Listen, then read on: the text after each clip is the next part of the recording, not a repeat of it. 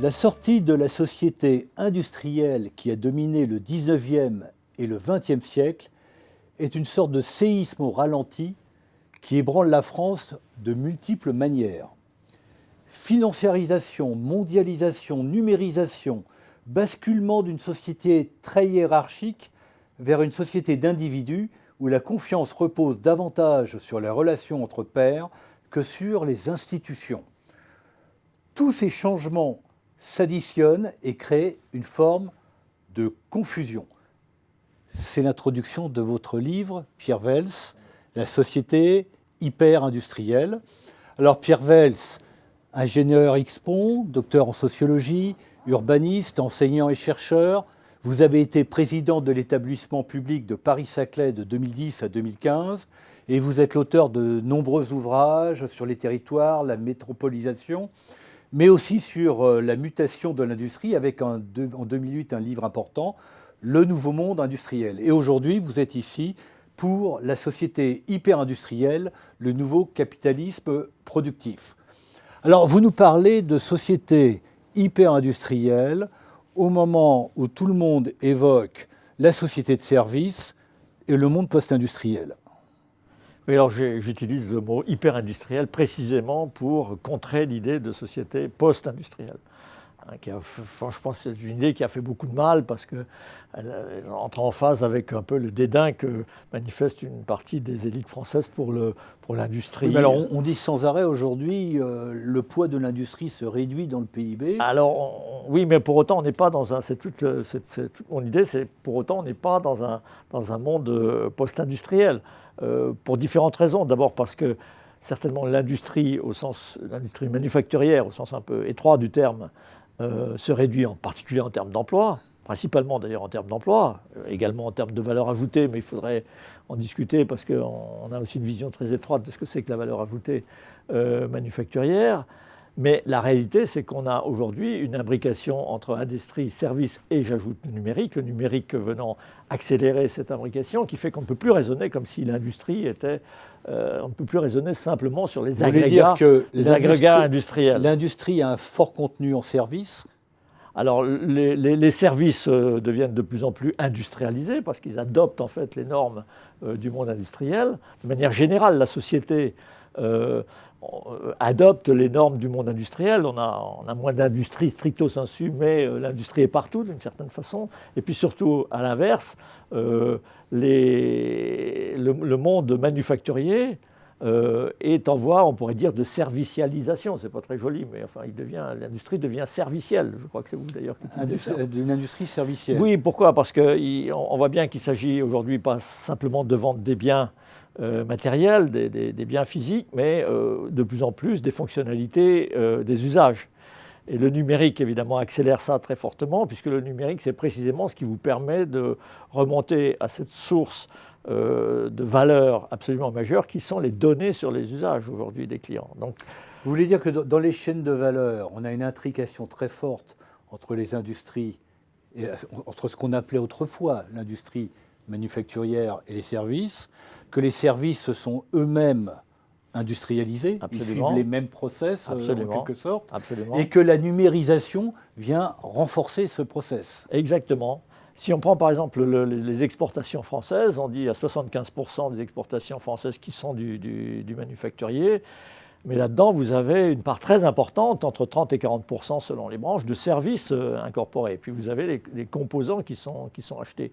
Donc vous voyez, on ne peut pas simplement, par exemple, comparer la compétitivité de l'industrie française à l'industrie allemande, par exemple, comme on le fait couramment, en restant dans le champ étroit du monde manufacturier, puisqu'en fait, c'est tout le système. C'est des systèmes qui sont concurrents entre eux. Et les systèmes incluent de manière très forte les services et donc les exigences en termes de productivité, d'efficacité des services. Néanmoins, comme vous évoquiez l'industrie allemande, ce qu'on exporte, c'est quand même essentiellement des biens manufacturés. Et les services sont exportés largement à travers les biens manufacturés. Oui, alors les échanges de services en tant que tels sont croissants dans les échanges mondiaux. La nouvelle donne de la mondialisation voit que la part des services en tant que tels est croissante, mais surtout il y a énormément de services dans les biens industriels. et on ne peut plus les distinguer. Voilà. Ça, c'est une première chose. Et puis la deuxième chose, c'est comme je le disais à l'instant, c'est que l'industrie elle-même, dans sa stratégie, dans sa position, maintenant, vend des services. Il y a une citation, je crois que je cite à un endroit le patron de BMW, qui dit la mobilité est un besoin humain fondamental. L'industrie automobile, non. Donc, ce qui est fondamental, c'est d'assurer aux gens des services de mobilité. On voit bien d'ailleurs le jeu à trois qui est en train de s'esquisser, si je reprends cet exemple de l'automobile, entre les constructeurs qui cherchent à sauver leur métier avec leur cascade de sous-traitants, de fournisseurs, des intermédiaires divers qui faisaient l'intermédiation avec le marché, et puis les gens du numérique qui arrivent en disant « mais nous, on capte la valeur, on est capable, en s'installant dans vos voitures, qui deviennent des espèces de smartphones à 4 roues, de capter la valeur sous la forme des données d'usage, vraiment par les clients, de toutes sortes de données d'ailleurs qu'on peut avoir sur les usages. Et c'est ça aujourd'hui la source de la valeur. Donc la conversion de l'industrie, ça ne peut pas être l'industrie stricto sensu, c'est la conversion de ce système-là.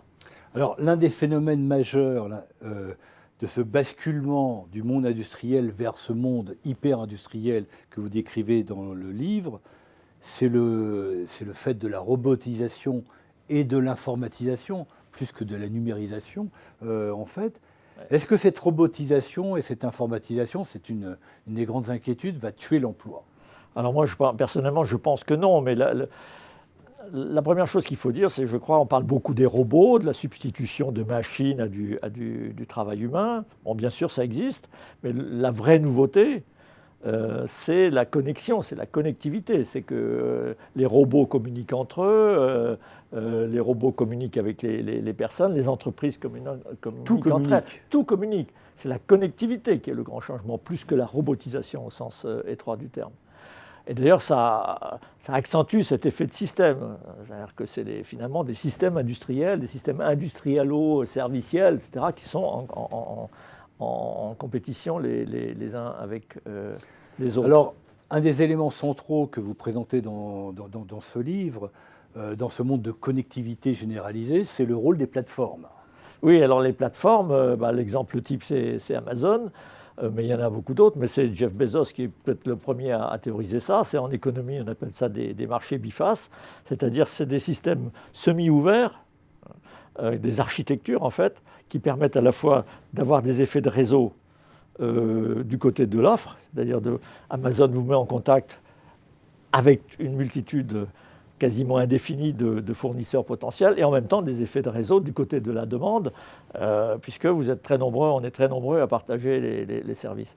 Alors ça, c'est un point important, parce que, évidemment, ce que le numérique apporte aussi dans tout ce nouvel univers industriel ou hyper-industriel, eh bien, c'est les effets de réseau, les externalités de réseau. Le fait que ces externalités de réseau qui étaient cantonnées finalement au domaine des télécoms, on les connaissait dans le domaine des télécoms, aujourd'hui envahissent un peu tous les secteurs, et ils sont extraordinairement puissants. D'où la montée en puissance très très rapide de quelques grands acteurs qui tendent à devenir monopolistes, comme on peut le constater aujourd'hui. Alors dans cette période, on se pose beaucoup les questions d'emploi, où il y a une remontée des idées protectionnistes. Vous insistez sur le fait que l'un des grands enjeux, c'est d'attirer, de fixer les emplois nomades. Oui, ça c'est une idée que je partage avec pas mal d'autres économistes, notamment Pierre-Noël Giraud, que vous avez interviewé d'ailleurs, et qui défend aussi cette idée. Souvent, je rencontre des élus qui me disent « c'est formidable, là on a des emplois, ils ne sont pas délocalisables ». Oui, mais c'est embêtant parce que si on n'a plus que des emplois non délocalisables, eh bien, on perd notre compétitivité. Parce qu'en fait, les emplois qui sont les emplois les plus productifs et ceux qui créent le plus de valeur, et donc ceux qui permettent, au moins en théorie, le plus grand enrichissement de la société, ben, ce sont quand même des emplois qui sont nomades potentiellement, c'est-à-dire qu'ils sont susceptibles, quand ils sont détruits à un endroit, ben, ils ne sont pas forcément recréés à cet endroit. Les emplois à faible valeur ajoutée sont sédentaires? Pas tous, pas toujours. Une grande partie? En grande partie, mais les emplois, c'est vrai qu'on va trouver plus d'emplois nomades potentiellement dans les emplois industriels, mais on en trouve aussi beaucoup. C'est d'ailleurs une des surprises d'une des dernières études de Pierre-Noël Giraud. On en trouve aussi beaucoup aujourd'hui dans les services. Alors vous êtes un petit peu pessimiste dans ce livre. Je voudrais juste lire, pour conclure, justement la conclusion de votre première partie. Vous dites l'enjeu principal sera, et vous ajoutez, est déjà politique et culturel. Comment éviter que l'économie centrée sur l'individu débouche principalement sur l'abêtissement médiatique et le narcissisme de masse? Mais vous ne répondez pas à la question. En tout cas, Pierre Welch, je vous remercie. Merci à vous.